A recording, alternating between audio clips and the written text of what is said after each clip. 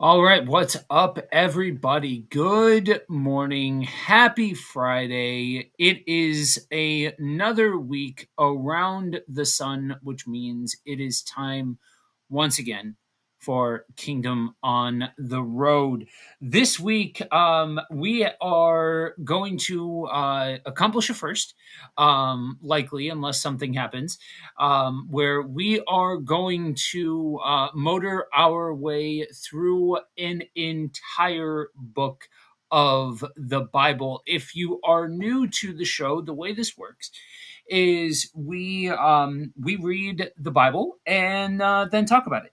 Our whole idea here is that we are working our way through the Old Testament, demystifying the Old Testament, helping to establish the tools and the rhythms necessary to be able to navigate, which is essentially 2/3 of the scriptures before you even take into consideration how much of the New Testament is just quotations from the Old Testament. So, as we go through this, what we're going to do is we're going to read a chapter, then we're going to stop and we're going to talk about it. We're going to hit the high points, the things that stand out to us. Inevitably, we are likely going to miss something that stands out to somebody else. So that is where you come in.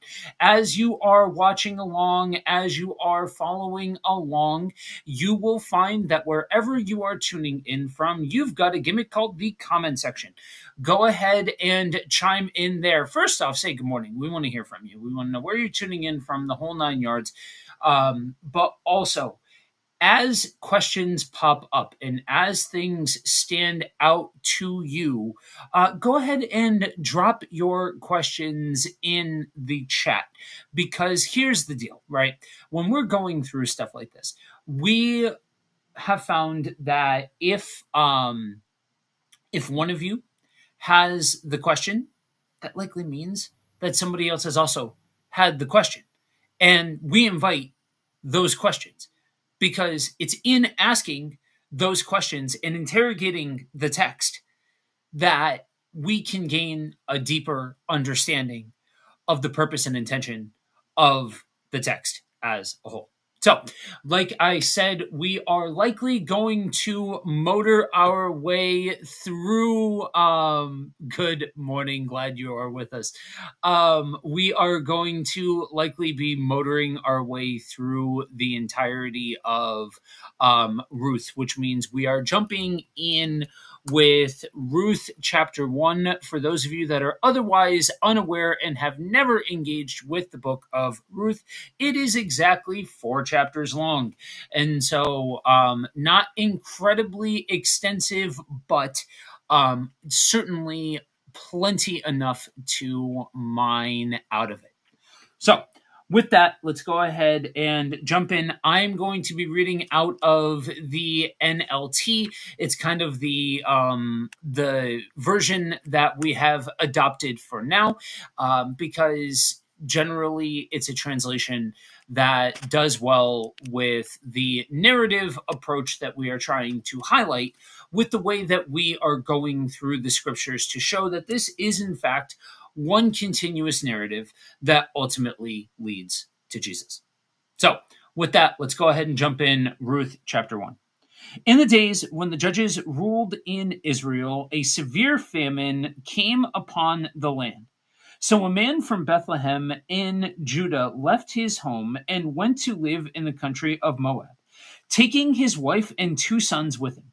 The man's name was Elimelech. Let's try to untangle the tongue this morning. And his wife was Naomi. Their 2 sons were Mahlon and Chilion. They were Ephraimites. I haven't done this for a couple of weeks, guys. From Bethlehem in the land of Judah. And when they reached Moab, they settled there. When Elimelech died and Naomi was left with her two sons. The 2 sons married Moabite women. One married a woman named Orpah and the other a woman named Ruth. But about 10 years later, both Mahlon and Chilion died. This left Naomi alone without her two sons or her husband.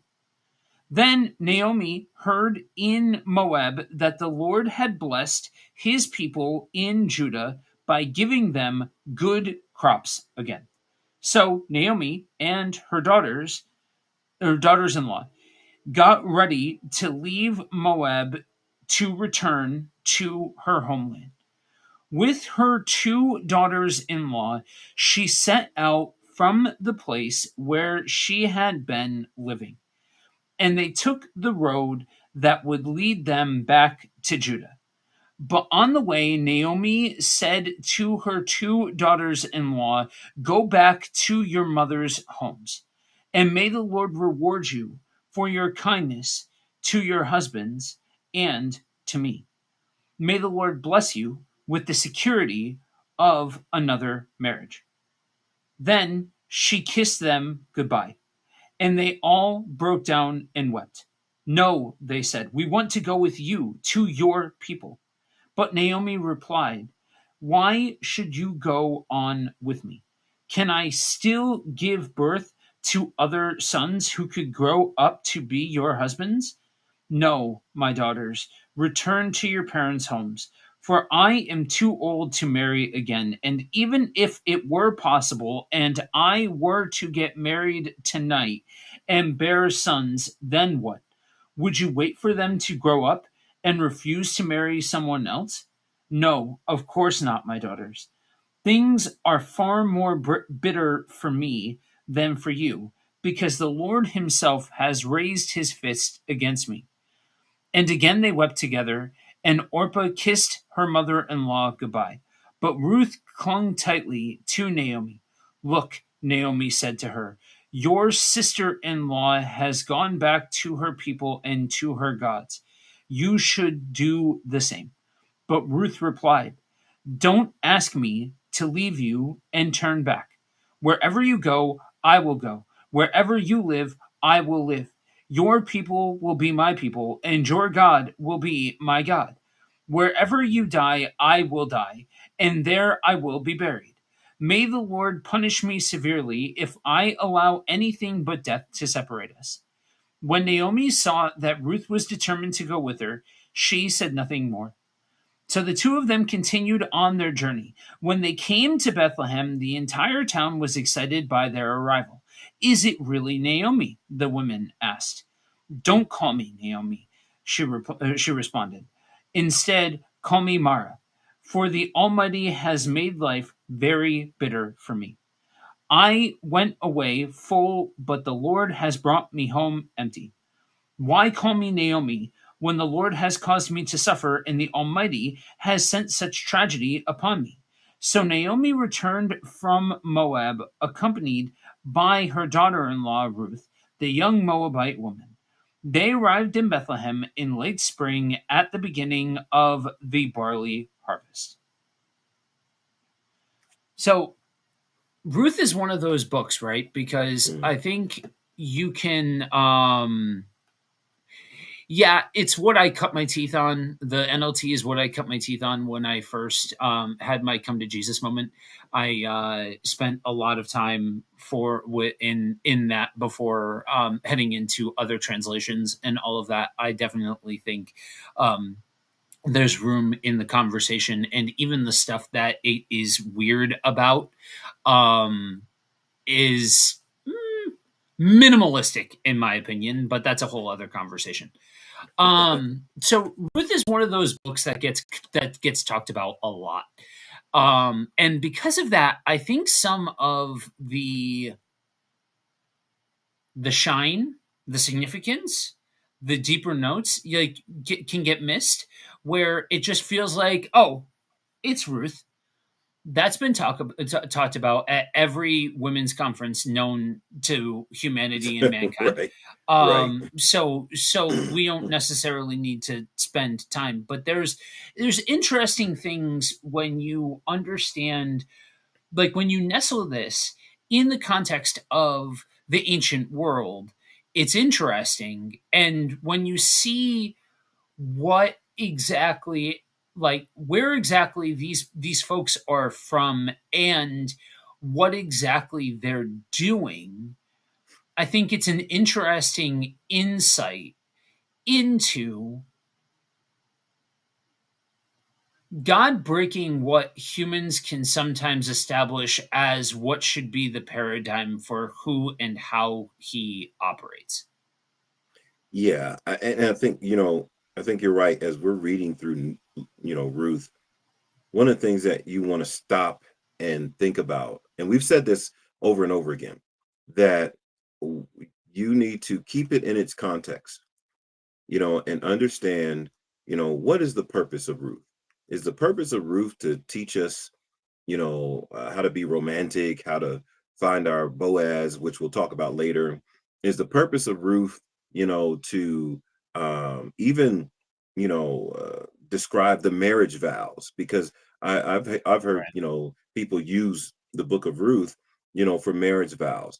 Or is the purpose of Ruth to establish, as you said at the top, a connection in this story of the whole story of the coming of Jesus? This is a very interesting track or piece or puzzle piece in the coming of Jesus, that this is a part of telling that story, because that's the story that is much bigger than this. There's some things that you can hone in on when you look at Ruth. Um, One of the things that jumped out at me is kind of the tradition, like, hey, I don't have any more sons for you. Don't follow me. That was interesting. Like, wow, okay. So don't follow me because I don't have any more sons to give you, which again, culturally in this context, that makes sense. For us, it's like, Yeah. whoa, that's some weird stuff, right? But for this context, that makes sense. That they would be following her to see if there's other sons but she says, I don't have any more sons to give you. And to see that, Ruth, her love for Naomi causes her to continue to follow her mother-in-law and say, you know what, I just, I care for you. I've grown to love you. Mhm. I'm connected to you. That's what this is about. And that's why I want to follow you. I want to go where you're going. And a lot of times we take that 16 and 17 and we hear, oh, this is marriage vows, but this it's not marriage vows. These are vows from one young woman to her mother-in-law, saying, hey, you've made such an impact on my life that I want to go where you're going. The other thing that jumped out at me is when Naomi changes her name. She says, don't call me Naomi, call me Mara. And Mara Yeah. literally in the Hebrew means bitter. And she says, for the Almighty has dealt bitterly with me. And now I want to pause here. She says that the Almighty dealt bitterly with her. One of the things that we have to slow down is ask, is this her perspective or is this the case? Because this Yeah. is a person giving their perspective on their life and what's going on here, right? Because people have taken this, and now we have the language in our world that when something goes bad in my life, yeah, the Lord is dealing bitterly. He's teaching me a lesson. He's doing. But is this actually the case? Or is this her perspective because of the events that happened in her life? One of the things that we talk about all the time is that the Bible does not hide the humanity. That this is actually her words. Nowhere does the Bible support, yes, God did this to her, but this is her perspective. And I would ask people to slow down and ask themselves, is this teaching that God does this, or is this Naomi's perspective because of the things that have happened to her? Her, like, just like many of people today will say, God, why have you done this to me? And God didn't do it. Life happened to her. You know, I don't know if you want to get into that, but that was interesting to me when we were reading through it, because I remember reading through it before, but when you said it this time, I was like, ah. So this is another one of those places where people pick up this idea that, yeah, God is doing this to me. He's he's taking this from me, he's taking that from me, and he's doing this to me, and he's doing that to me. But when we read it, it was life. It wasn't until she says, don't call me Naomi anymore. Call me Mara. Call me bitter, because life is bitter for me right now. Yeah. Yeah. So a couple of comments here. It almost feels like Ruth is a bigger book than 4 chapters. It does. It does. Because It when you does. look at the ripple effects going forward, and you look at the you actually interrogate the people that are involved and the humanity that's involved, there's a lot. There's a whole lot that is condensed into these 4 chapters. And we've got Kay. Good morning. Glad you are with us. This is my favorite book of the Bible. Man. Um, and then Andrew, it's one of those stories that packs a lot into a short narrative. Same with Esther. Actually, a lot of women's stories are like that. Yeah, that's part of the reason why I made the tongue in cheek joke about how this has been talked about at every single women's conference known to mankind, because it has a way of getting distilled down into bullet points, but in all actuality, there is so much jam packed into the story. Um, yeah, so I want to say that the last time that we discussed um, the whole idea of folks naming themselves or naming children, or the naming convention of call them this or call me this because of this, Mhm. was in Genesis, when we had the whole family drama of the patriarchs unfolding. And one of the big things that we talked about there was we have to be careful with not going too far down the rabbit hole of thus saith the Lord when talking about these different naming conventions. And I think it becomes easy to say, oh, hey, it's in the Bible.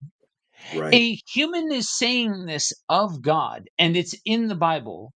And thus that must mean it is true of God.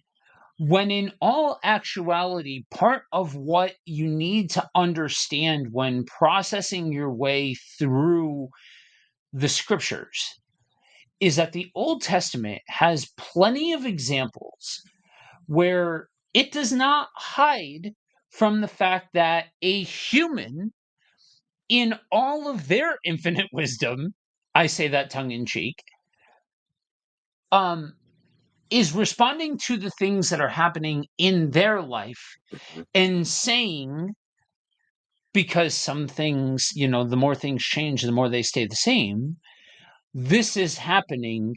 It must be because God is doing it. Right. It must be because this is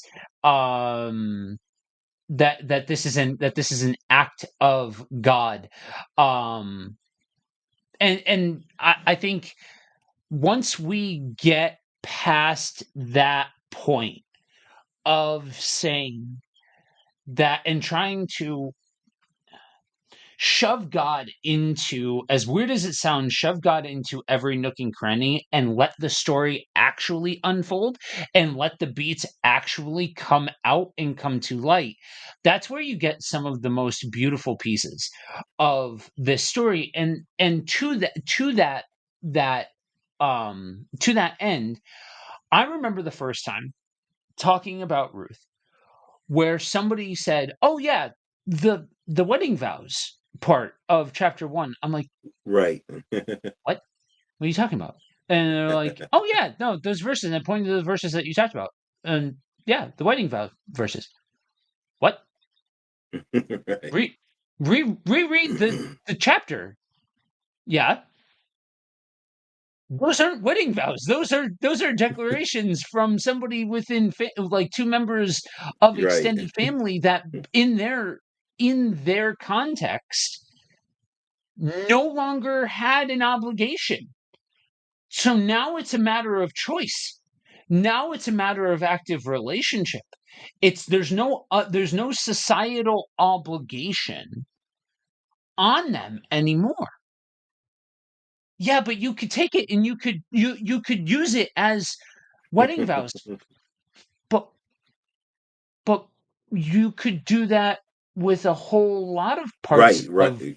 of scripture and use it for something else, but we call that wrong. Why is this all cool to do here? You know what I mean? Like I was just very confused by Yeah. by the whole thing. You know what I And, mean? and it takes away from the story that we're reading.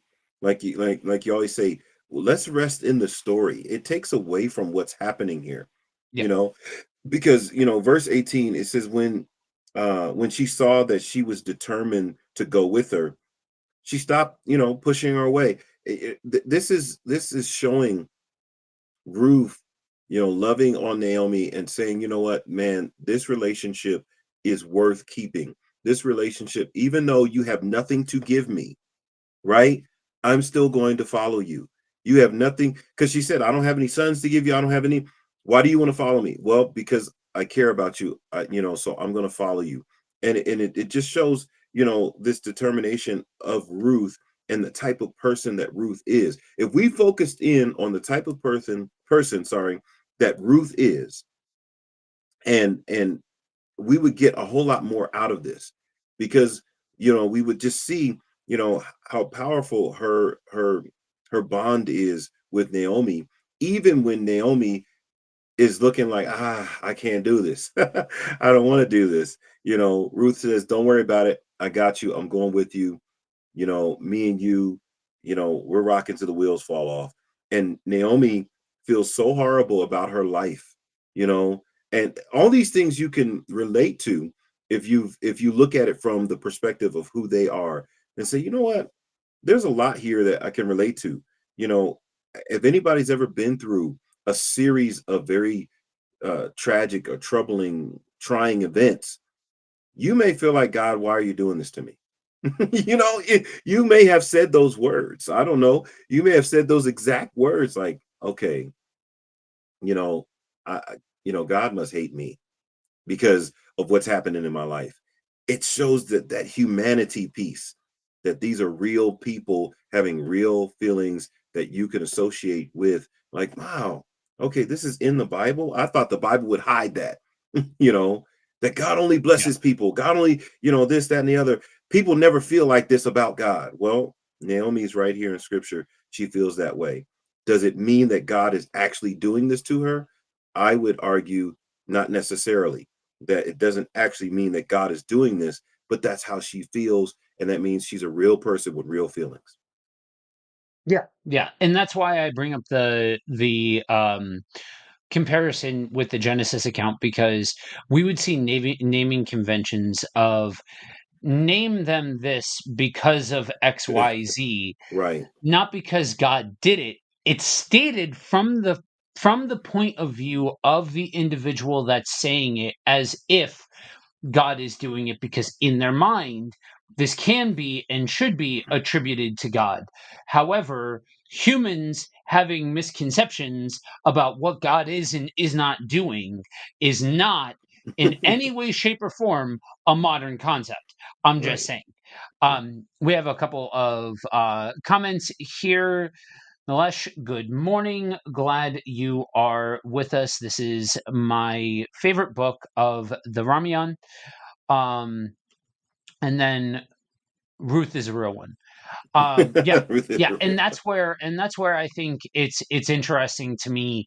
Um, w- I don't know. Like I said, I think there's different principles when you stop trying to make this a love book and you stop trying to read Right. all of these different things into it, and you actually take, like, yeah, no, this is somebody, this is relational connection, and that in and of itself is something worth commenting on and having conversation about, and all of that.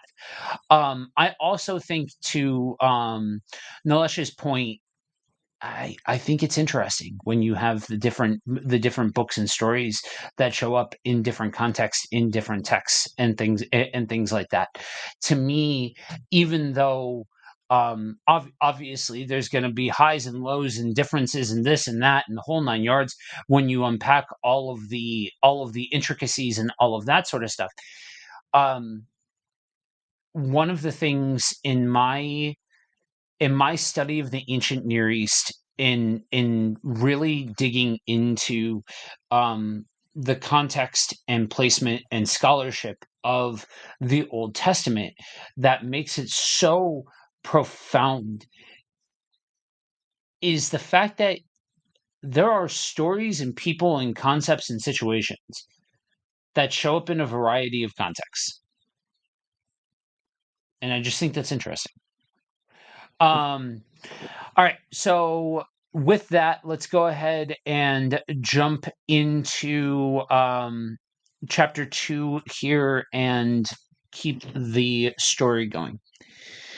Now, there was a wealthy and influential man in Bethlehem named Boaz, who was a relative of Naomi's husband Elimelech. One day, Ruth the Moabite said to Naomi, "Let me go out into the harvest field and pick up the stalks of grain left behind by anyone who is kind enough to let me do it." Naomi replied, "All right, my daughter, go ahead." So Ruth went out to gather grain behind the harvesters. And as it happened, she found herself working in a field that belonged to Boaz, the relative of her father in law, Elimelech.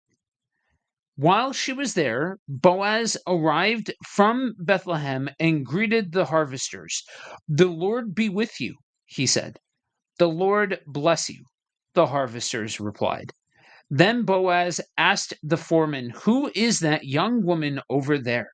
Who does she belong to?" And the foreman replied, "She is the young woman from Moab who came back with Naomi. She asked she asked me this morning if she could gather grain behind the harvesters.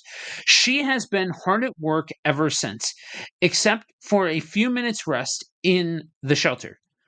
Boaz went over and said to Ruth, "Listen, my daughter, stay right here with us when you gather grain.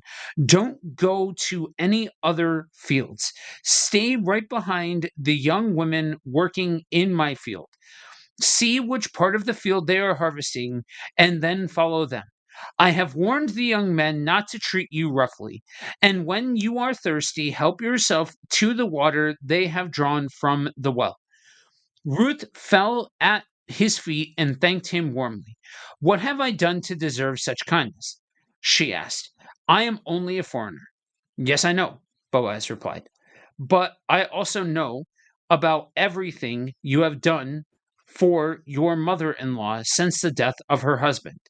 I have heard how you left your father and mother and your own land to live here among complete strangers.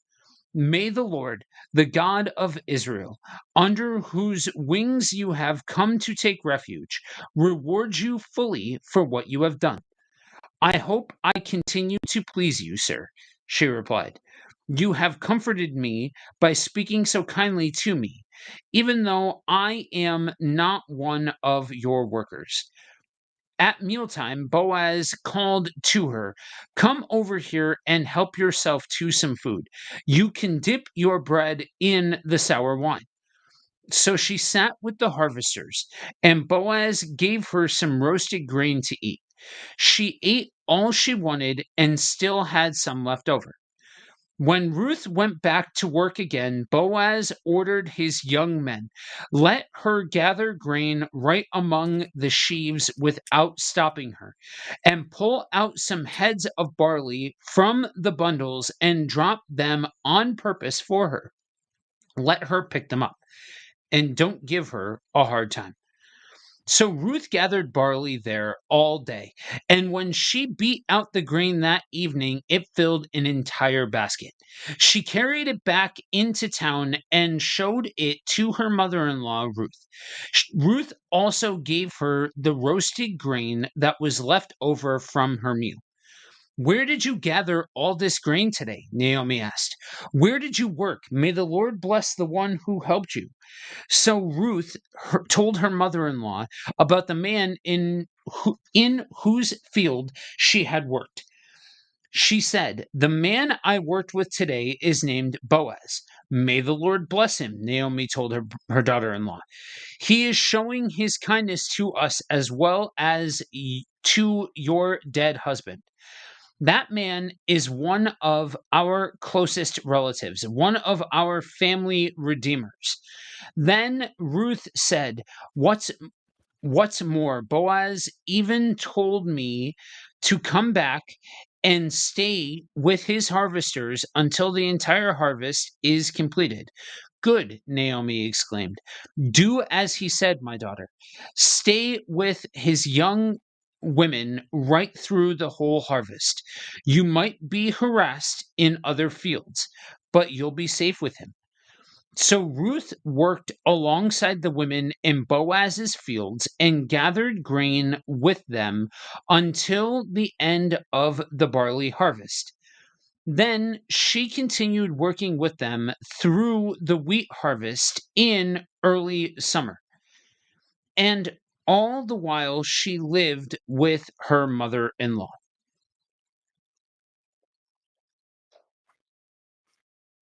Mhm. So, I again, I think in order to really grasp this and really root yourself in what's happening here, you gotta not try to, I'm gonna say, and follow me here because the wording is gonna seem weird, anthropomorphize any of the people that are here. Now anybody who's a linguistics expert is gonna say, what do you mean, they're people? Right, right. But if we are saying you have to find your Boaz, let's Right. say Boaz here for a second, what we've done is we've turned Boaz into a concept. That concept has then become anthropomorphized in the person that you're looking at as if they are your Boaz. You get it? It's taking what is a concept, and mind you, I'm not saying none of this should make sense from an authenticity standpoint, because if you're doing this you're not actually being authentic Right. to the scriptures. That's why there's a little bit of gymnastics that need to take place, because gymnastics are taking place if this is what's Right. happening. And so you have these situations where you can look at Boaz and say you've got to find your Boaz. You can look at Ruth and say you've got to find your Ruth. You can look at these different people and say you've got to find this person, but you're taking a chronology of actual people, reducing them down into concepts, and then taking those concepts and trying to lay them on top of other people. And that's where I think we lose the rabbit on the intricacies that are actually taking place here. Because if you are paying attention and if you've been following along throughout the entire history thus far from Genesis forward, Mhm. there are a lot of concepts that are at play that really do matter, because the reality is a Moabite woman going into a foreign land at a time where the judges were taking place, to say that she could be harassed in another field is like saying it at the most polite that you can say it. And then you have Boaz acting appropriately as is the call to God's people to treat foreigners to the land in a certain way. And that's what we're seeing playing out here. So if we just make it about love, if we just make it about sexual attraction, if we just make it about all of these things, that's why we see, like, if we just make it about that, we miss those deeper cultural notes, and we just make it about, oh, so what you're saying here is Boaz had a thing for Ruth. Right, And so right. Boaz was trying to, do right by Ruth, sort of thing. Well, when in all actuality, this again, this is all stacking on each other. This is all we're doing is taking a story and reading this story, but this story is couched in its placement in the Old Testament and what we've already established. Okay, Andrew said before you jump into it, ultimately, this is why we see so many things with this book or Esther being misused or misunderstood, not resting in the story, taking away the human element of the narrative, just making it all one big allegory. Yes. I'm not sure I would say that this one is necessarily being made into an allegory in the same way that Esther. So for those of you that don't know, one of the seasons that we spent on Buddy Walk with Jesus is walking through the book of Esther and trying and dispelling some of the myths, and as I call, like, we're going to get to Esther here as well. But that's why that, like, there it's another shorter book that is also, like, taken and malformed and taken to mean different things, in a similar way to here, though I don't necessarily think the same thing is happening here than is what's most commonly taking place in Esther. um and then Geo says, I see, and thanks. All right, what you got? Yeah, yeah. And I like what you said, because at the end of the day, you end up taking away from what we've already learned. And so it's Mhm. as immediately as I see, Esther, doing this thing where she's picking up behind them the stuff that drops behind, my mind goes back to what we've learned.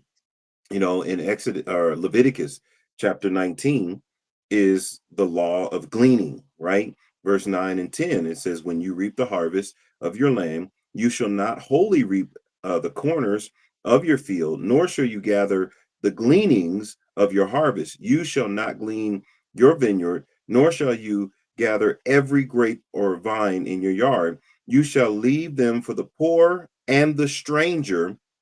Stranger here is foreigner, right? He says, I am the Lord your God. So God told them that this is what you're supposed to do. Like you said, if you don't know that that is something that culturally, according to their belief system, they're supposed to do, you're thinking, oh, he's trying to, like you said, woo her or get at her, or, why is he showing her favor like this? Well, number one, because she's in need. Number two, because she is a foreigner or a stranger. And so he's following what he was taught. Number two, Ruth says it, that he is a kinsman redeemer. This means that he is the individual that can redeem Ruth's, I guess, inheritance that comes from her husband who passed away. That if they come together, Ruth then gets what is owed to her, which she would not have gotten because her husband is gone. Now, again, this is about their culture. This is not something that we drag forward into our time. This is something that we look at and we understand, and we rest in the story, and we see the cohesiveness and the flow of the overall narrative and how things are fitting together so wonderfully. And we can be excited about that. Like, man, this is awesome that we're actually seeing what was taught in the Torah in the first 5 books of the Bible being lived out throughout these other books. They're actually doing these things, they're actually applying these things. And to me, that's exciting to just see it unfold in that way. And that's where you don't you miss all of that if it's all just one big relationship book, and you miss the fact that what came right before this book, Judges. Just Judges is outlining a time of incredible turmoil. And the fact that it is kind of a gamble as to whether or not you're going to find somebody that is going to be acting out of kindness or loyalty. And there's a lot of chaos in the land at this point in time. And so to see ordinary people, to see the fact that this is reaching outside of the context of the Jewish people and the inclusion of the Gentiles, you miss all of those bigger notes if you're just hyper focused on the relationship piece. And when you take the full spectrum of all of it, that's where this becomes incredibly rich and incredibly depth. And that's why, to go back to a previous comment, it does seem like Ruth is a lot longer than just than just 4 chapters.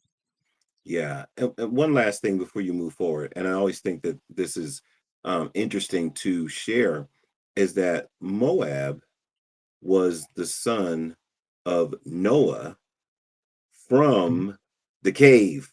I mean, not Noah, from Lot, sorry, who is a From descendant Lot, of yeah. Noah, right? But he's from Moab is a son of Lot from the cave. When Lot, after Sodom and Gomorrah, goes into the cave, and we know what happened in the cave. We're going to keep it PG. We know what happened in the cave, but out of that cave came Moab, right? And Moab is kind of like, I guess, step cousins, on the other side of the family kind of situation. So in all actuality, Naomi, um, keeping allowing Ruth to come along, Ruth actually is related in a distant way, which is interesting. But again, that's because, hey, let's look at the story as a Right. whole and let's follow the pieces, because that's where the real understanding, where the real excitement is, not in creating, like you said, this romantic story, because this book of Ruth is short, but it's filled with a lot of links to what has happened before. It actually helps us to look back and understand what they were taught and why they're doing things. And if you ask those questions, like, well, why is this happening? Not how can I, find my Ruth? How can I find my Boaz? How am I Naomi? But let's look at what, has come before it and what leads up to it. And this book is rich with Old Testament history. Yeah. Yeah. All right. Let's go ahead and jump into chapter 3. All right. One day, Naomi said to Ruth, "My daughter, it's time that I found a permanent home for you, so that you will be provided for. Boaz is a close relative of ours, and he's been very kind by letting you gather grain with his young women. Tonight, he will be winnowing barley at the threshing floor. Now do as I tell you. Take a bath and put on perfume, and dress in your nicest clothes. Then go to the threshing floor. But don't let Boaz see you until he has finished eating and drinking. Be sure to notice where he lies down, then go and uncover his feet and lie down there. I will tell or he will tell you what to do. I will do everything you say, Ruth replied. So she went down to the threshing floor that night and followed the instructions of her mother in law. After Boaz had finished eating and drinking and was in good spirits, he lay down at the far end of the pile of grain and went to sleep. Then Ruth came quietly, uncovered his feet, and lay down. Around midnight, Boaz suddenly woke up and turned over. He was surprised to find a woman lying at his feet. "Who are you?" he asked. "I am your servant Ruth," she replied. "Spread the corner of your covering over me, for you are my family redeemer." "The Lord bless you, my daughter," Boaz exclaimed. "You are showing even more family loyalty now than you did before, for you have not gone after a younger man, whether rich or poor. Now don't worry about a thing, my daughter. I will do what is necessary, for everyone in town knows you are a virtuous woman. But while it's true that I am one of your family redeemers, there is another man who is more closely related to you than I am. Stay here tonight, and in the morning I will talk to him. If he is willing to redeem you, very well. Let him marry you. But if he is not willing, then as surely as the Lord lives, I will redeem you myself. Now lie down here until the morning." So Ruth lay at Boaz's feet until the morning. But she got up before it was late enough for people to recognize each other. For Boaz had said, "No one must know that a woman was here at the threshing floor." Then Boaz said to her, "Bring your cloak and spread it out." He measured 6 scoops of barley into the cloak and placed it on her back. Then he returned to town. When Ruth went back to her mother-in-law Naomi asked, "What happened, my daughter?" Ruth told Naomi everything Boaz had done for her, and she added, "He gave me these 6 scoops of barley and said, 'Don't go back to your mother-in-law empty-handed.'" Then Naomi said to her, "Just be patient, my daughter, until we hear what happens. The man won't rest until he has settled things today."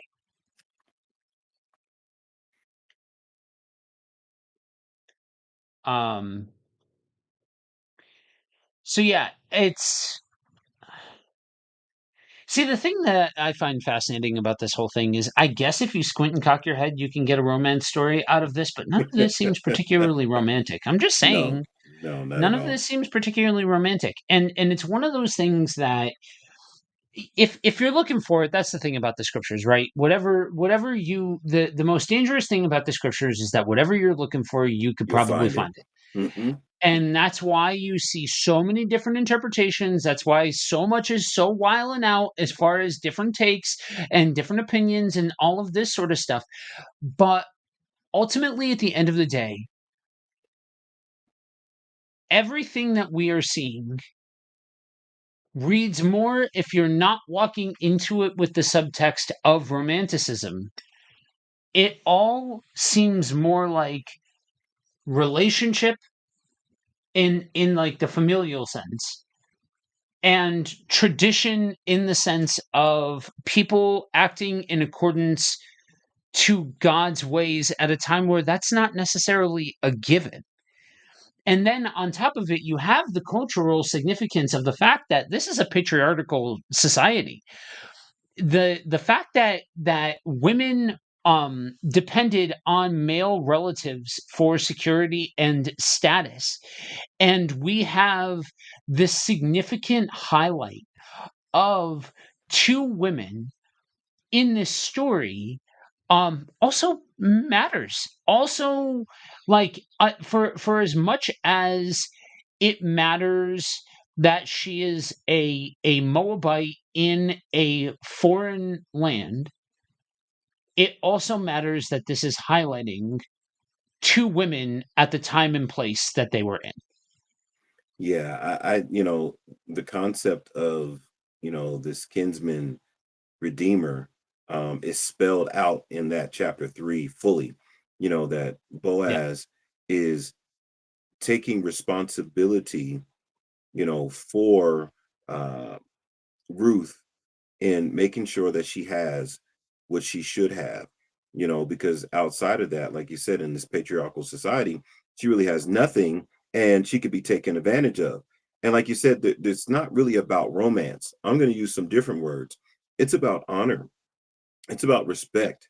It's about nobility. It's about, like you said, righteousness, doing the right thing because it's the right thing. And you can sense it as you're reading it. Like you said, you read it without the romance. You actually sense, like, man, he's like, man, I will make sure that what is supposed to happen for you will happen for you. This is not yeah, about, him taking advantage of her, or, her seducing him. Everything there is, like you said, it's based upon tradition. It's based upon what was written and what was taught. And they're following these protocols, and I love what you said, in a time where there still are no kings in the land. It's still the wild, wild west. I mean, we ended the book of Judges with these famous words: in those days, there were no kings in Israel, so everyone did what was right in their own eyes. That's the way we end the book of Judges.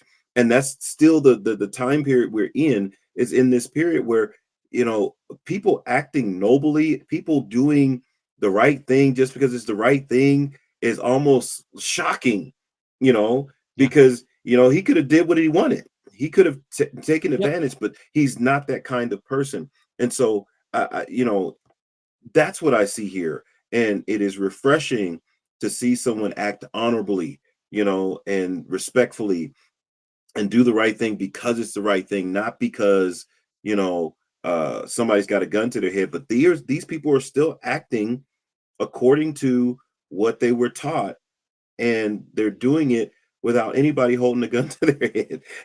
It's really amazing to see that after coming out of the book of yeah, Judges. yeah. Yeah. Geo says no law, no laws, no order, just people's point of view according to their hearts. Exactly. Yeah. Exactly. And so and the one thing that, like, yes, at a human trait level, yes and amen to everything that you said. From a societal level, the soup of the day there is family lineage, land, Mm. property, Yes. different things like that. Yeah. That's a huge part of the um the family redeemer portion of it. When you have him coming in, essentially what's happening here is it is establishing that it's redeeming that a family lineage will not just be wiped out. Right. And it goes back to, again, we got to couch it in where it belongs. We got to make sure that we're not reading the pop Christianity stuff into it, Right. and actually read the context of what, like, the time and place and circumstance, because lineage and allocations of land and territory and all of this sort of stuff, the actual nuts and bolts of all of that, mattered. It was all very materialistic, it was all very exact, and there were things being put that were supposed to be in place. The idea being that, like, we're literally starting from scratch. We're coming out of Egypt here, and we've literally got a group of people that they don't have anything. And so God is helping them establish a way and law and order for creating a nation. And we are seeing that there are people that are trying to hold to these ways of life here and now, and these traditions here and now, at this point, a lot of years after the fact. Because remember, we were in Judges, and in Judges, it was it was very sporadic as far as like this happened and then this amount of time took place and then this happened and then this amount of time took place. It wasn't like a this happened and this happened and this happened all within the span of like a year sort of thing. So we have some distance and a lot of chaos and a lot of turmoil. And so nobility and honor and doing the right thing as per the custom, as per the tradition, as per family, as per don't pull it towards a Right. guilt trip to modern day family issues. Don't Right. pull it forward into a guilt trip about doing right by people that all of this stuff that we can grab and we can sermonize and we can turn it into a prescription that says this is how you've got to be in today's world or anything like that. Get rid of all of that. That's all junk. That's all nonsense. Are there things that you can say that, hey, if all of the asterisks are met and you've got a good relationship with family and you care for your family, awesome, fantastic, great. Right. Yeah, that is Right. fantastic, Right. but it's still a different time and context. Even if all of that is true, even if the family portion of it's true, it's still a different time in context. And that and it may sound like we are being sticklers to this idea of different time, different place, and all of that. But you notice something. We are 3 chapters in, and we are getting comments that from folks that, oh hey, I didn't see it that way, or oh hey, like Kay says, this is eye opening. And you notice what we didn't do. We didn't make this a love story even once. Nope. We are making this about the tradition and context that it's in. How do you get there? You get there by couching it in its time and place in context. And that's what matters. Amen. So, all right, let's go ahead and round it out and read chapter 4. Okay. Boaz went to the town gate and took a seat there. Just then, the family redeemer he had mentioned came out. So Boaz called out to him, "Come over here and sit down, friend. I want to talk to you." So they sat down together. Then Boaz called 10 leaders from the town and asked them to sit as witnesses. And Boaz said to the family redeemer, "You know Naomi, who came back from Moab. She is selling the land that belonged to our relative Amalek. I thought I should speak to you about it so that you can redeem it if you wish. If you want the land, then buy it here in the presence of these witnesses. But if you don't want it, let me know right away because I am next in line to redeem it after you." The man replied, "All right, I'll redeem it." Then Boaz told him, "Of course, your purchase of the land from Naomi also requires that you marry Ruth, the Moabite widow. That way, she can have children who will carry on her husband's name and keep the land in the family. Then I can't then I can't redeem it," the family redeemer said, "because this might endanger my own estate. You redeem the land, I cannot do it." Now, in those days, it was custom in Israel for anyone transferring a right of purchase to remove his sandal and hand it to the other party. This publicly validated the transaction. So the other family redeemer drew off his sandal and said to Boaz, "You buy the land." Then Boaz said to the elders of the town standing around, "You are witnesses that today I have bought from Naomi all the property of Amalek, Kilion, and Mahlon. And with the land I have acquired Ruth, the Moabite widow of Mahlon, to be my wife. This way, she can have a son to carry on the family name of her dead husband and to inherit the family property here in his hometown. You are all witnesses today." Then the elders and all the people standing in the gate replied, "We are witnesses. May the Lord make this woman who is coming into your home like Rachel and Leah, from whom all the nation of Israel descended. May you prosper in Ephrath, yeah, and Hmm. be and be famous in Bethlehem, and may the Lord give you descendants by this young woman, who will be like those of our ancestor Perez, the son of Tamar and Judah." So Boaz took Ruth into his home, and she became his wife. When he slept with her, the Lord enabled her to become pregnant. She gave birth to a son. Then the women of the town said to Naomi, "Praise the Lord, who has now provided a redeemer for your family. May this child be famous in Israel. May he restore your youth and care for you in your old age. For he is the son of your daughter in law, who loves you and has been better to you than 7 sons." Naomi took the baby and cuddled him to her breast. She cared for him as if he were her own. The neighbor women said, "Now at last Naomi has a son again," and they named him Obed. He became the father of Jesse and the grandfather of David. This is the genealogical record of their ancestor Perez. Perez was the father of Hezron. Hezron was the father of Ram. Ram was the father of Aminadab. Aminadab was the father of Nashon. Nashon was the father of Salmon. Salmon was the father of Boaz. Boaz was the father of Obed. Obed was the father of Jesse. Jesse was the father of David.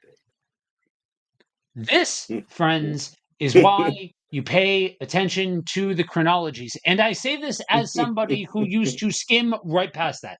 Right. I so would not pay any attention to the chronology. Like, okay, great, Jesus. That's what we got out of it, Jesus.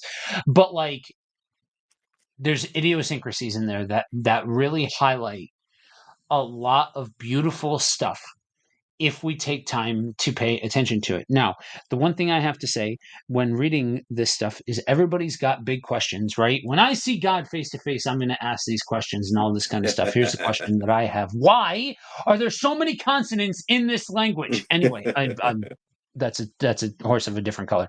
Um, so couple of comments here. Ruth and Esther have been over romanticized for single women. Yes. Yes. They really, really have. And that's been, I don't know, Keisha, if you heard the comment that I made earlier. I made a tongue-in-cheek comment towards the top of the broadcast about how this has been talked about at every women's conference known to humanity, because Right. it does. It gets translated into a story of romance, and a lot of times, and again, even with chapter 4, right? Because with chapter 4, that's what we get, like almost like, honestly, the way I've heard this presented is almost like Boaz pulled the bait and switch. Like, Right. oh hey, I'll give you the carrot. Like, the carrot is the land. You can have Right. the land. Oh, but the fine print, yeah, that's Ruth. And just kind of sneak, yeah, knowing, almost as if like you're putting words in his mouth, like he knew that would be the deal breaker, and that was an act of romanticism. Read it again, Right. Read it again. there's Read it like, again. if you read that as a romantic story, then friend, I really think we need to have a conversation about what you deem as romantic. Like, that's nigh horrifying if you think that that's a romantic story. That's all I'm going to say about that. And then Keisha followed up with, "It really mucks up the context of what God was doing." Yes, Yes. exactly. And that's the bombshell that gets, if you don't know if and I hate some people cannot stand when I make these kind of analogies, but I'm gonna make this analogy, right? Like you're watching a TV show and you got to the end of the episode, right? 5 minutes left. You think that the story's all wrapped up, right? But there's still 5 minutes of runtime left on this episode. Oh, what's Right. gonna happen? What's gonna And happen? you get this bombshell come out of nowhere. That's what we get at the end here. Because we're getting this story, you're tracking with this story, and next thing you know, if you don't know the story, if you don't know the larger context that the book of Ruth sits in, you don't you there. This is the swerve in the 11th hour, and that's where Oh boy. yeah. So this happened on another stream. Anyway, I don't give trolls the light of day, or I pull them out into the light and force them to sit in the awkwardness of them acting a fool on somebody else's stream. Anyway, um, I never realized till just now how prophetic that blessing was. Yes. Right. Right, Um, right. yeah. No, actually, before, because there is connective tissue, and I'm glad Andrew's still watching, because every once in a while a broken clock is right twice a day, sort of thing. Oh And so God. I gotta tell Andrew he's right here in a second, but I'll let you go first before we get into the determinism of it all. Yeah, I mean, and I won't dive too much into that, but this final chapter, you see them go through the full process. And like you said, Boaz did not cut any corners. He actually went about it the right way. He went through the full process. He brought witnesses. He talked to the person openly. He didn't pull him aside and say, "Hey, man, this, and this," and do no side deal. He did it openly in front of everybody. He gave the relative an opportunity to say yes or no, and the relative's reason was very legitimate, and like, hey, this would risk my own inheritance, so I can't do it. You do it, because you're the next in line. And everything was on the up and up. Everything was in the open. Everything was done according to uh the tradition or the law that was presented. And again, this is amazing because who's enforcing this? Nobody's enforcing this. And because they're following God's law and his plan, this is God showing divine providence. This is how he's working in this. He's not necessarily saying, Boaz, go and marry, he's not doing that, right? But through them being obedient to what God has laid out, God is working this thing out for the overall purpose and plan of one day. And we saw it in the genealogy that this was going to lead to David. And David, of course, is the patriarch, or the one that really Jesus comes through his line, starting with Obed, Jesse, and then David, right? And so this becomes, and now this makes this child famous. To touch on what their blessing was that they spoke over him. And we see this blessing. I think the first time we seen a blessing like this was I think that was back in Genesis 2.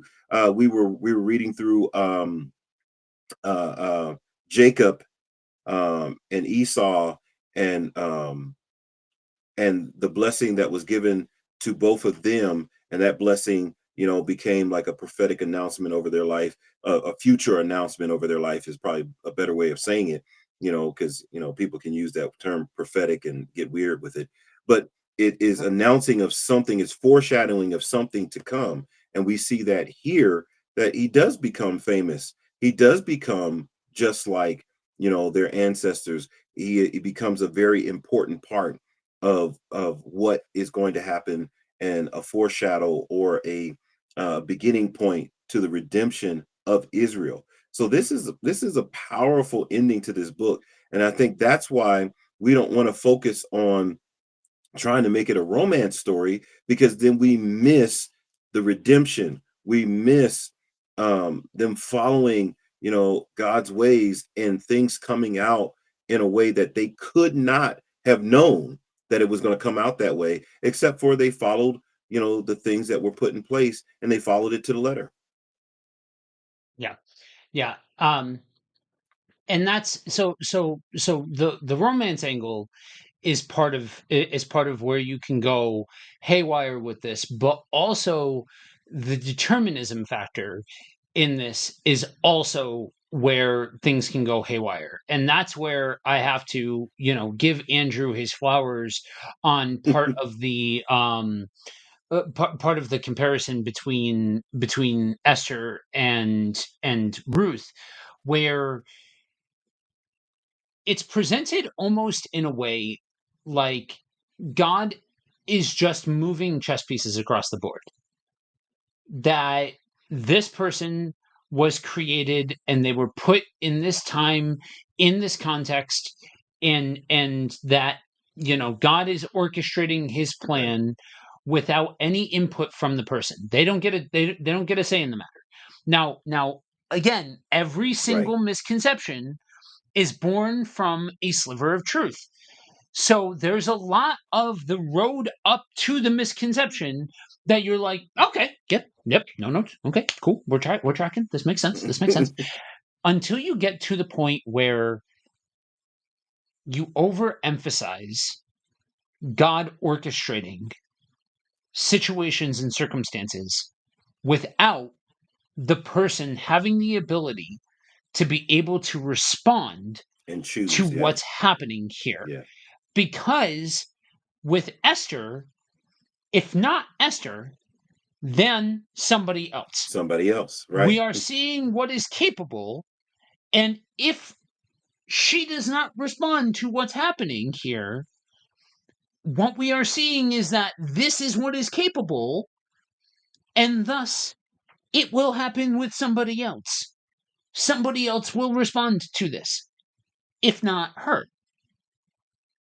And with this, we are seeing that at different steps in the journey, at different points in the story, people had a choice that Right. otherwise would have been legitimate. Like otherwise would not have been I don't know, heretical or sinful or Right. whatever word you want to throw in there, because even going back to the first chapter, Naomi um Naomi says, I lost Yeah. my sons. You know what I mean? Like this Yeah. is not like you don't owe me anything. Right. And is not that was not an incorrect statement. Right. And so if Ruth would have just cheesed it, that she would have been well within her rights to do as such. And Boaz, because of the law of the land, like culture, law of the land, I don't know, like because it's the wild west, we'll say it like that, because it's the wild west, he didn't need to do that this way. And Right. like would have gotten away Right. would have gotten away with it. Like Yeah. it's not like anybody was sitting there like watching him and hawkeyeing him and being like, you better or Right. else. Like there was no authoritative figure. He had the choice of whether or not he wanted to do everything on the up and up at different points. With Ruth, he had the choice. He had the choice. Nobody else was around. Right. With the other family member, he had the choice to be like, "Hey, look, man, like Right. I got a thing for her. Like, let's, you know what I mean? Or like, hey, look, I stand to gain something from this. Let me slide up in here. Don't tell you about a thing, Right. and get this stuff for myself." Sort of thing. Like, there's a whole lot of different spots where this story could have gone wildly and incredibly different. Now, is there a part of this story that includes the wild nature of somebody that was considered outside of the people of God? Now, Aunt um included the interesting and rich tapestry of how it's all connected.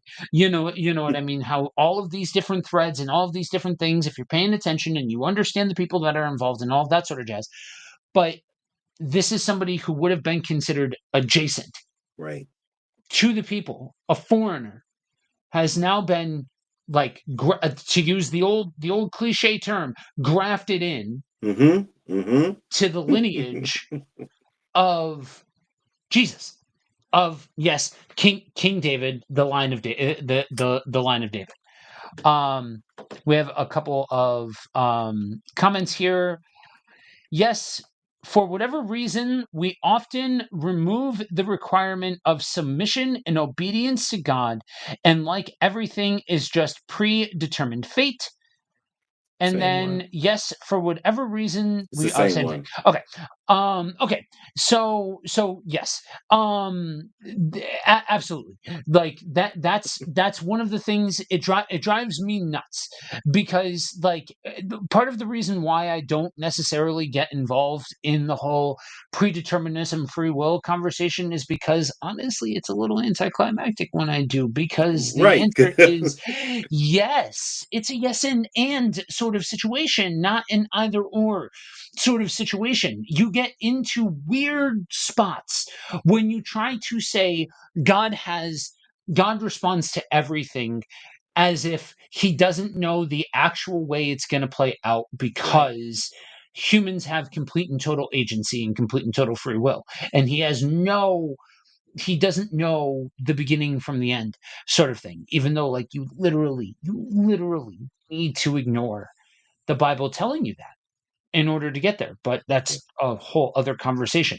Likewise, you need to ignore other parts of scripture if you say that God is orchestrating mindless automatons throughout the entire thing. Like, honestly, if you think that God has orchestrated this to such an exact degree that people are just going forward and riding the rails with zero obedience, just being like, I don't know, cosmically pulled in this direction, then if that's the case and sin still um exists in the world, God's a monster. Like, that's I'm sorry. You got to extrapolate out the thought process. You have to extrapolate out the thought process.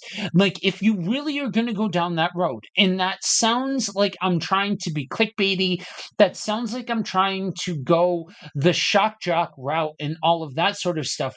But if you struggle with the predeterminism of books like this and Esther, then the best way that I know how to confront you about that is to challenge you to extrapolate out what you're saying with that level of predeterministic thought. Yeah. I like how you laid it out, because from the beginning of Ruth to the end, there were decisions that could have toppled the deck, right? That could have wrecked this whole thing, right? People had choices all the way through, you know, and they made their choices, from, Naomi, from Ruth following Naomi, because Naomi said, "Don't follow me, go back." Right. So it wasn't like, it was like, "Yes, follow me because there's a divine purpose, that we got to accomplish here." No, it's like, "Hey, life is terrible for me. I don't want to have nothing to do with nobody. Get away from me right now." And Yeah. so what if Ruth says, "Yeah, you're right. I'm gonna just go back." So, that piece could have disrupted this whole thing. Boaz, even, recognizing her and seeing her, he could have not noticed her. It could have looked like just one of the other women just still working. He could have missed. There's a lot of things that could have went awry. And I like that you pointed that out, that the people had to make choices and decisions. The other piece, I think jumps out at me is, the fact that, man, at the end of the day, this book, as short as it is, had to be, um, written, because it's a huge chain link in the big story. I can really focus on that now that we're done, right? This is a huge chain link in the major story. And like you said, I love what you said. Here's why you pay attention to the genealogies. Here's why Yeah. you stop and you read through all these hard names and you look at what they say, because they're telling a story that you may have totally missed if you didn't understand all the connectors. And lastly, we had Rahab that we met in the book of Joshua, who was a foreigner who became a part of the line, right? Then we have uh, Ruth here in this book, who was a foreigner, Yeah. or what we would consider a Gentile, who is Yeah. connected here, which again is foreshadowing something bigger, right? This Yeah. is foreshadowing something bigger, that it wasn't going to just be Israel, that it was going to be for all people, because that's what was promised to Abraham back in Genesis when we read it in way back in chapter 12, that his seed is going to be a blessing to all nations, all people. And so there's so much coming together in the book of Ruth, that if you, like you said, if, and I hate to beat a dead horse, if you just focus on a romantic story, you're missing all of the nuance. You're missing all of the connectors. You're missing all of the culmination of a lot of things that had come before that are being flushed out and leading to what we're going to cover in the books of Samuel. So this is all so very important that we understand the book of Ruth in its context, in its time, in its culture, because it connects so many things. Yeah. Yeah. We have another comment. He's not clickbaity. He's passionate. This person gets it. Nice to see. Good morning. Good morning to you and Miss Warlord. Um, so yeah, the and catch us here, right? Because you don't, again, if you've been clouded, and I'll just leave it at, if you've been clouded, you're not going to pick this up. But if you are somebody, and I know that there's at least one spot where we stream where generally the audience tends to be more justice oriented, more sociology oriented, and things like that. So if that's a spot where you hang out and that really resonates with you and all of that, then Ruth should be home base, one of the home base Old Testament books for you, because so many different plot threads are coming together, so many different concepts are coming together, where this is an early type and shadow of to the Jew first and then the rest of the world, Hmm. where God is working outside of a distinct people group and bringing somebody else in as it was told he would do. Somebody who is considered a foreigner to the geographic location in which they were at. And then on top of that, you have the layer of acting with compassion towards somebody that you would have had no recourse for treating poorly. That because this is what is said to be done, this is what I do. That's not romanticism. That's dedication to a way and call of life. Amen. It just so happened that that led to a marriage relationship. But at this time, at this place, I'm not gonna go overboard and speaking to the point of like, oh, there was never any romanticism ever to be had with among husbands and wives and partners and all this sort. No, Right. I don't know. I wasn't there. You know what I mean? So I'm not gonna overplay my hand here. But at the same token, marriages were different then than they are now. They meant something different than they do now. Yeah. And so trying to think about the marriage relationship and having a kid and all of that sort of stuff, trying to think of that in a context like you would think about it now, it divorces the story from its context. And so when you look at the sum total of Ruth, this is this is at least at part an object lesson of what it means to act out, to live out a way of life that you are called for, that you are called to, that you are that to respond to the ways of God that you to situations that you are put into and things like that. In the situations and circumstances, the specifics, that's not what we pull forward. It's the concepts. Yeah. That we pull forward. So it looked so doing those actions, responding to God, responding to what you're called to, all of that sort of stuff, that looked a certain way in the ancient Near East. It looks a certain way now. They are not the same thing because a different time and a different place. But this is more so a book about justice and connection rather than a book about romance. Yep. Agreed. Hmm. Amen. So, Well, we knocked that out. yeah, yeah. As promised, we tackled an entire book.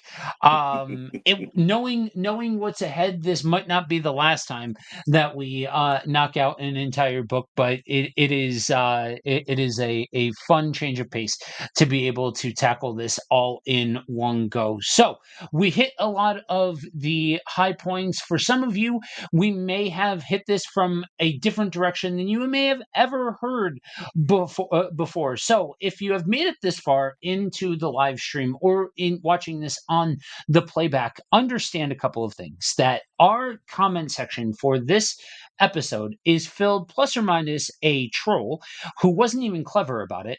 At least if you're gonna come making sense and be clever, like just come clever. Anyway, we had a whole bunch of people that have Muhammad didn't have a purple beard. That's all I'm saying. Anyway, we have a whole bunch of people that are asking questions that are and that's probably because you weren't on the show.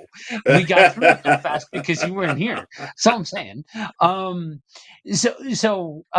We have a whole bunch of people who asked a whole bunch of questions. So if you have questions, if we hit this from a direction that you have never heard this from before or anything else like that, and you've got different questions, just piggyback off of what was laid out from the folks the folks that left comments already, and understand that we welcome them all. We welcome the questions. We welcome the interaction.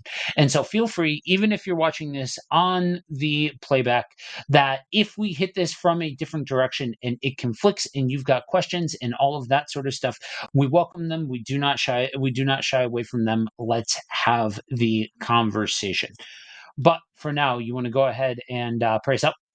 Absolutely. Father, we thank you for this time. We thank you for those that watched live and interacted with us, and those that will get the playback. And I pray, God, that they're blessed and that they're encouraged to open up the book of Ruth and read it again and glean, as it were, from your word, the things that will impact their life and grow them in their relationship with you.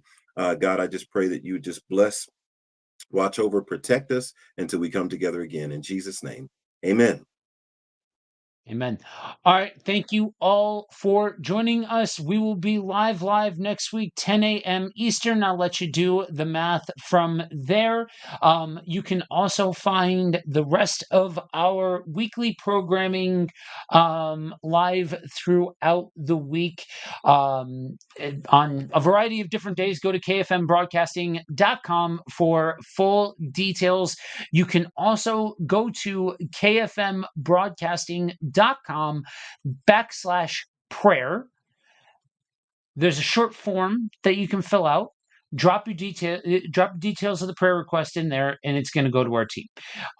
And we will be praying for you there as well.